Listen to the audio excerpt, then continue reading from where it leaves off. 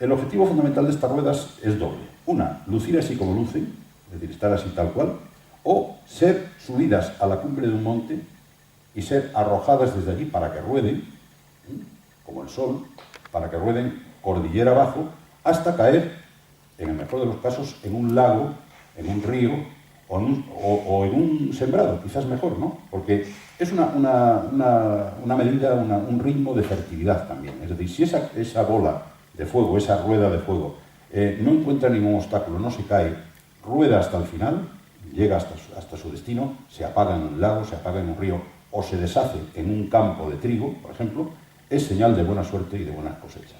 Aquí, ¿veis? Como veis, vamos imbricando en este tema conceptos ya cada vez más complejos, como por ejemplo el concepto de la fertilidad. El concepto de la fertilidad que siempre, o casi siempre, acompaña al concepto de la luz, a lo luminoso. Lo contrario, la infertilidad, la esterilidad, iría más bien unido a la sombra, a lo oscuro, ¿no? Bueno, pues aquí tenéis, por ejemplo, una foto bastante antigua en donde veis algunos campesinos, algunos paisanos, esto me parece que está tomado cerca de Friburgo, en Alemania, perdón, en Suiza, y como veis, esas ruedas que están puestas ahí son las ruedas de fuego, son las ruedas que se tirarán posteriormente montaña abajo, y esto se subirá, fijaros el trabajo, porque esto parece muy fácil, pero subir esa cosa a lo alto del monte no es fácil, no es sencillo. Seguro que encontrarían 50.000 dificultades, incluso algunos se lastiman y se hieren.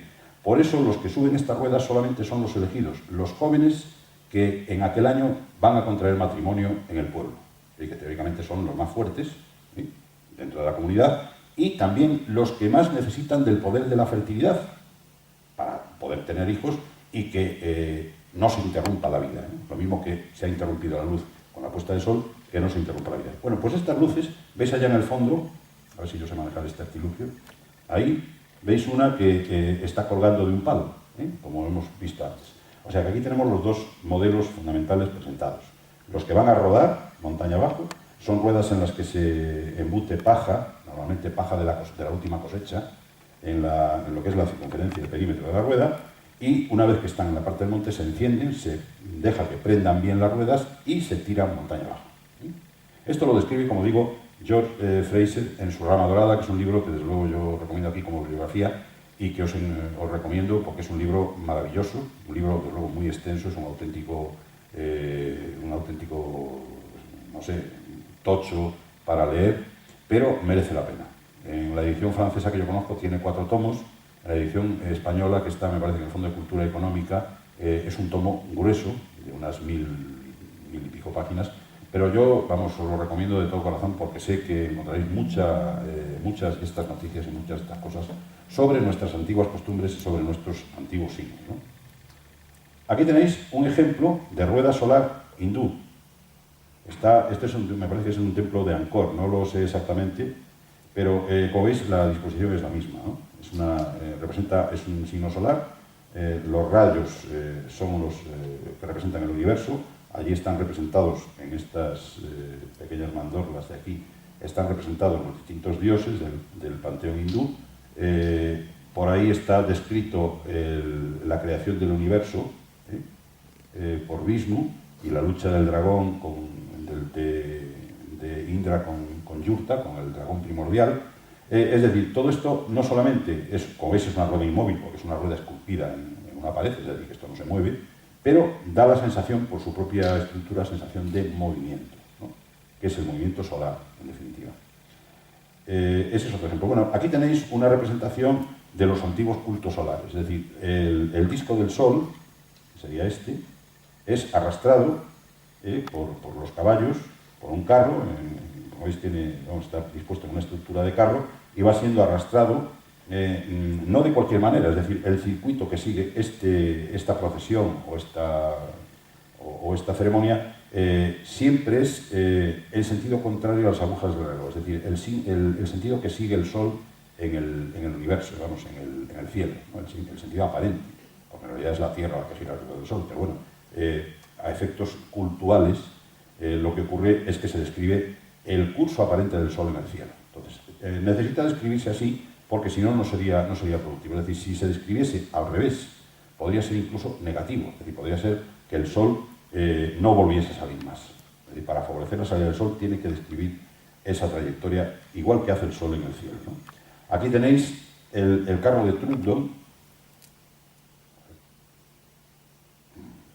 Vamos a ver. Tenéis el carro, es un carro encontrado en Dinamarca, que hoy está en el Museo Nacional de Copenhague. Y veis que obedece exactamente a la misma... Yo, como no lo veo bien, no sé si vosotros lo veis bien o no. Espero que sí. Pero no caerme también. Bueno, no es que se vea demasiado claro tampoco, ¿no? Pero veis que es la misma estructura que hemos visto antes. Es la gran esfera que representa el Sol, que sería esta de aquí. Está asentada dentro de una carreta, una especie de carreta, de la cual solamente se conservan un poco de las ruedas posteriores y muy poco de las anteriores, y está arrastrada por un caballo que es un animal psicopompo, es un animal, en todas las tradiciones, por lo menos en las europeas, es un animal que conduce las almas al más allá. Por eso, en muchos caballos, sobre todo en Numancia, si vais a Numancia, al Museo Numantino lo veréis, muchos de los caballos que se producen en las cerámicas numantinas aparecen con una esvástica colocada aquí, o con una rueda solar colocada en el lomo, porque es un caballo un animal que está siempre vinculado al Sol, siempre, en todos los casos, o en casi todos los casos de las tradiciones, y que es un animal que no solamente arrastra al Sol, sino que arrastra también a las almas de los que mueren y van camino del Sol hacia la tierra de los muertos. Es decir, que, como veis aquí, la asociación entre el caballo y el Sol es muy clara, ¿no?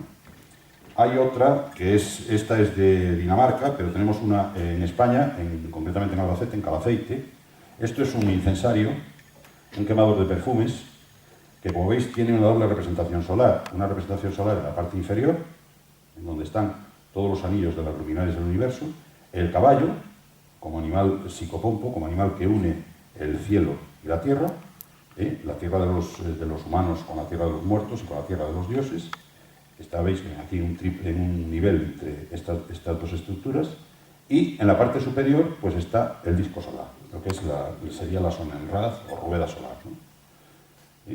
Lo mismo, el caballo, exactamente igual. Si nos pudiéramos acercar un poco más, bueno, esto es la siguiente, si nos pudiéramos acercar un poco más aquí, que no podemos porque no puedo ampliar la fotografía, veríamos que tiene una esvástica aquí, justamente en el lomo, lo mismo que tienen en las cerámicas sorianas.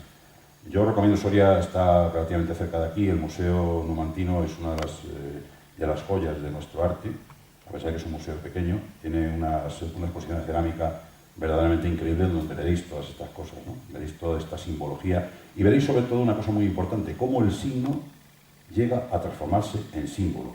Es decir, un signo, por ejemplo, una cruz, que yo pinto en la pared, puede no decir nada, ¿no? Sin embargo, para un cristiano puede ser la imagen de su fe, puede ser una señal de que ahí detrás hay un tesoro, puede ser muchas cosas, pero únicamente es esas otras muchas cosas cuando entra en contacto con un sistema de creencias que carga al signo de contenido. Si no, no pasa de ser un simple dibujo. Este mecanismo, que se produce en todas las obras de arte desde la más remota antigüedad, es una cosa interesante que podemos sacar en conclusión, ¿no? Bueno, aquí vemos, por ejemplo, un petroglifo muy antiguo. Esto es un dibujo mío. No lo he copiado al original, no me he ido al Tíbet. Esto es del Tíbet, no me he ido al Tíbet a copiarlo. Pero lo he cogido porque aquí, veis, se presenta una especie de contradicción o de lucha entre las criaturas de la oscuridad y las criaturas de la luz. Las criaturas de la oscuridad están representadas por esta imagen, que puede ser como una especie de 100 pies.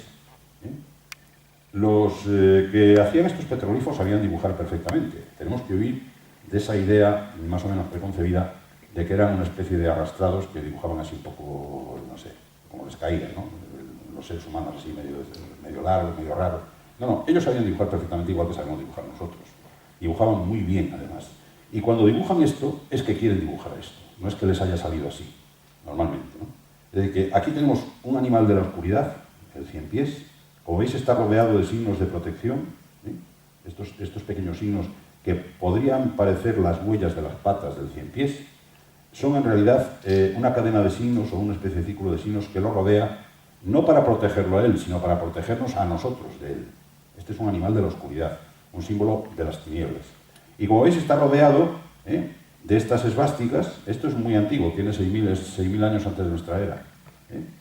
Fijaros cómo esta esvástica de aquí parece que está intentando penetrar en la corteza protectora del ciempiés, de este animal extraño, y ella misma se ve rodeada por esa especie de contaminación, ¿no? Es como una especie de lucha entre la luz y la oscuridad, se ve clarísimamente ese detalle aquí. Y veis aquí los signos solares claramente dibujados, aquí, aquí y aquí, y aquí veis un signo extraño que parece como una especie de signo lunar, de signo de transición, como si la propia influencia de esta criatura negativa, oscura y tal, hubiese roto. Eso lo vemos en muchos petroglifos. Como los seres que están próximos a estas criaturas que surgen del más allá aparecen como destrozados, como si los hubieran machacado. Ese poder que emana de esas criaturas parece como si hubiese roto eso. Pero aquí en este petroglifo del Tíbet, de hace 6.000 años, se ve perfectamente esa lucha que os comentaba. Una lucha que ya nuestros ancestros eran perfectamente conscientes de ella. Y tan conscientes eran de ella que, como veis, lo representaban así, ¿no? Bueno, esto es una imagen de una cerámica castreña de aproximadamente 600 años antes de Cristo. No es el caso, porque es una reproducción, como podéis apreciar. Pero aquí se ve claramente la imagen del universo. Bueno, me he pasado, vuelvo otra vez para atrás. Es que le doy aquí.